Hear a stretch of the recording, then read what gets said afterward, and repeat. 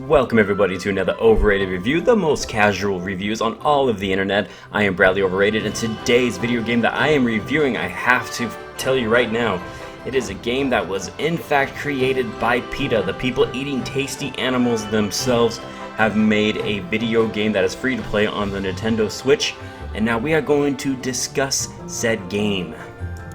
And I'm not going to sugarcoat this for you guys, okay? We're just going to get right to the point. This is literal political propaganda. The entire point of Kitten Squad is to showcase just how horrible human beings are to animals in every way imaginable.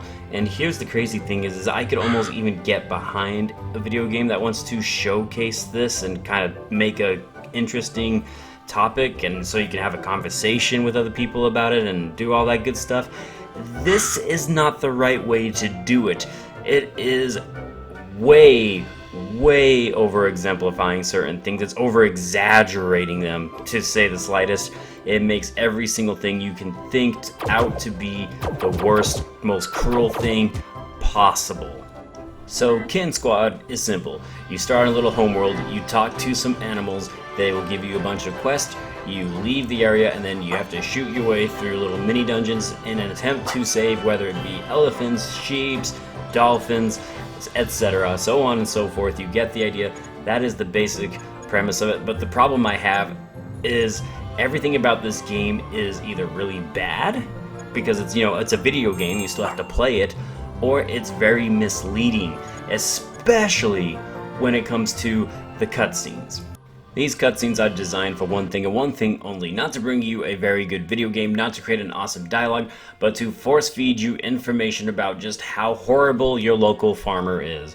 All the sheep that you thought were having a good life, no, they are all apparently very abused, beaten half to death, forced to have incest with one another, and a number of other things that PETA will do to try to get across into your head, force feed it down your throat, that all animals are mistreated and human beings are disgusting. And it's frustrating because what PETA doesn't realize or even recognize and can never learn from their past mistakes is no matter how you try to do this, it's not going to work if you're blatant, if you're over the top about it, and there's a time and place for everything, and the way you presented this game and the way you handled it, this should not have been the time or place for any of this. Not only are the cutscenes really stupid, the artwork is terrible, and there are a plethora of grammatical errors. I mean, they even queued up the really cheesy, dramatic music to try to give you the feels for all of these animals, and it's just so poorly done. It's so bad. I just couldn't have any feelings for the animals, and like I said, I don't even hate this concept because animal cruelty is a real thing that happens. But the way they handle this and what they suggest in this game is that every single farmer and anybody who takes care of any animals anywhere, they're just the worst people ever, and that's not accurate and that's not correct. They could have handled it better, and unfortunately, they didn't. Outside of the cutscenes though, when it comes to the core gameplay itself, it is extremely repetitive and it is not very fun. It is literally going from one room to the next room with awful graphics, awful artwork, and shooting the exact same enemies over and over again until you get to the end and you rescue the said sheep or dolphin or elephant or whatever animal is being horribly tortured and abused throughout its entire life. This is all you do the entire game, and it is exhausting and it becomes very tedious very fast. And it sucks because I'm not trying to be biased. I'm not trying to come off as, oh, I'm just a PETA hater. That's not what I'm trying to do here. It's just the reality is that this game isn't a very good game. The gameplay sucks. The artwork sucks. The soundtrack sucks. And I hate to tell you this, the premise behind the game also sucks. The only good thing I could find in this game were the weapons themselves. I actually thought those were enjoyable. There is something that is enjoyable about this game. It's just unfortunate though, because after you play about 30 minutes of this game, you will have probably tried every single weapon there is as well.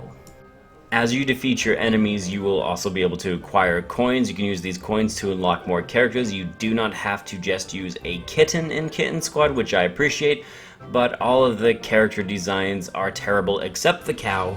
I did like the cow. So let's go ahead now and break this game down for you. As you can see here on the screen, Kitten Squad is a game that has a lot of negatives because it's not a very good game. The gameplay is terrible, the enemy designs are awful, the artwork is bad. The game does run smoothly. I guess that is something to take as a positive from here. But when you're shoving your political propaganda down everybody's throats in this game, why would anybody even want to play said game? It's just off-putting and it is really poorly handled.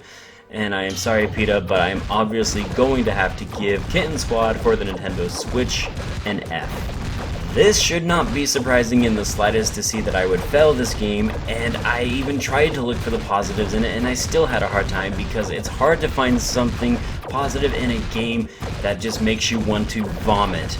It's not a very good game. I obviously don't recommend playing it, even though it is free to play, and I am also going to officially declare this game as overrated. Even though it is free to play, they should have had to pay us to play Kitten Squad.